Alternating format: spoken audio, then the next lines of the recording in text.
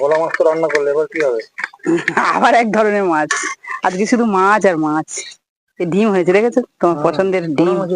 হ্যাঁ, ডিমটা ভাজা করে আছে। ভাজা কি পেঁয়াজ দিয়ে? চচ্চড়ি করবে না? না থাক, পেঁয়াজ দিয়ে। আর এই যে আগের দিনের মাছ রয়েছে, তেলাপিয়া মাছ। শুধু মাছ আর মাছ। আর কাঁকড়া, এই যে 4টে কাঁকড়া নাকি? 4টে, হ্যাঁ 4টে কাঁকড়া, তেলাপিয়া। হ্যাঁ কালকের বেশি ছিল, এটা তো দেখানো হয়নি যে মাছটা কাঁকড়াটা কিভাবে ধরেছিল। কালকের প্রায় 2-3টে করে সবাই খেয়েছি, আর আজকের এই 4টে। আজকে কি পড়েছিল? আজকে আগের দিনের কাঁকড়া। আর এই যে মাছগুলো, এই মাছগুলো কটা নেবো আর কটা রেখে দেবো। ও মা, এই মাছগুলো কি রান্না করে নেবো? আগের দিনের মাছ তো। আর কচির জন্য একটা জ্যান্ত মাছ নিয়ে নি। চল, তেলাপিয়া 3 পিস আছে, একটা বড় রেখেছিলাম কচির জন্য।